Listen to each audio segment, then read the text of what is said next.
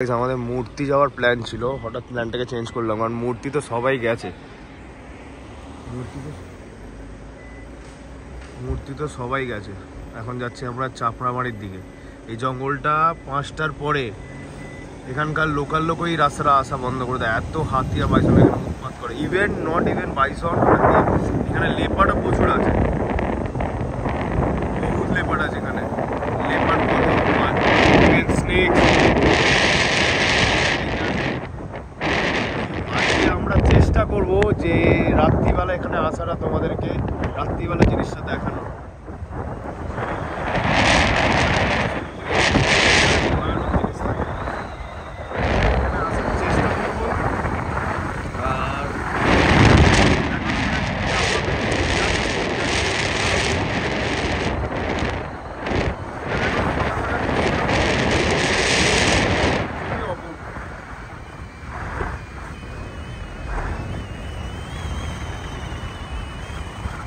সকালবেলা দৃশ্যটা খুবই অপূর্ব, চারিদিকে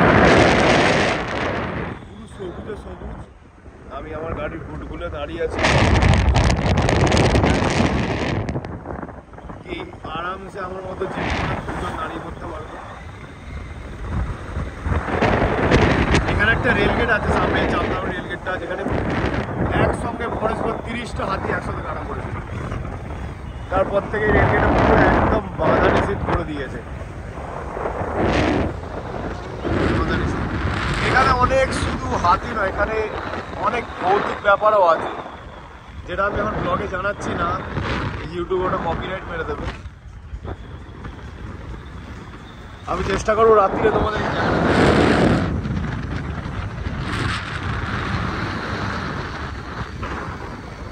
এখন আমরা যাচ্ছি হচ্ছে ঝালনজঙ্গল পথে, ওই চাপড়ামারি রাস্তা হয়ে যায়।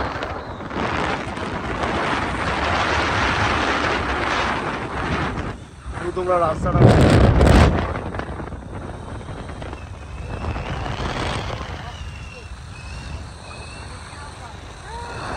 এইখানের মতো পিওর অক্সিজেন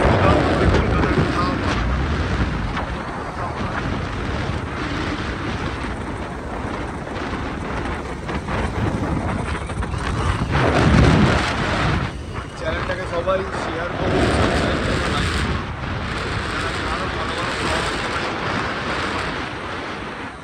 এই সেই রেলগেটটা আসছে,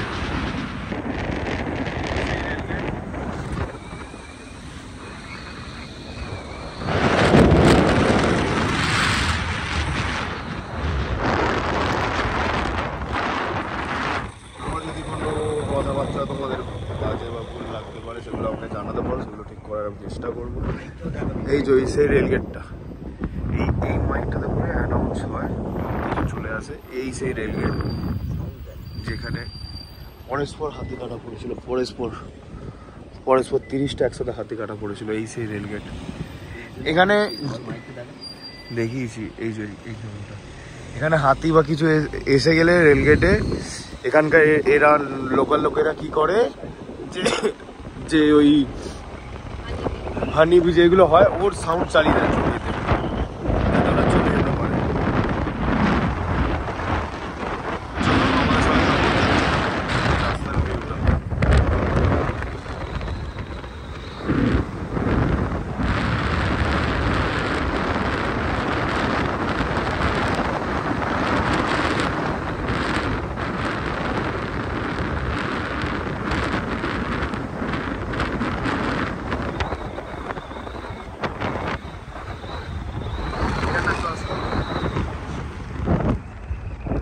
চাপড়ামারি ওয়াইল্ড লাইফ সেঞ্চুরি, এখান থেকে সাফারি স্টার্ট হয়, কিন্তু এখন এই সময়টা পুরোপুরি বন্ধ।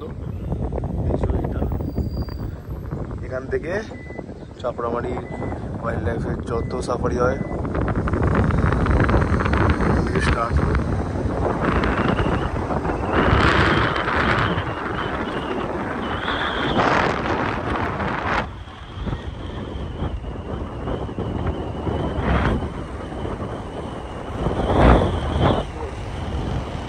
ঠিক আছে, চলো আবার ঝালনজঙ্গলে গিয়ে আমি ব্লগটাকে স্টার্ট করবো। সবাই শেয়ার করো, সাবস্ক্রাইব করো, লাইক করো। বাই।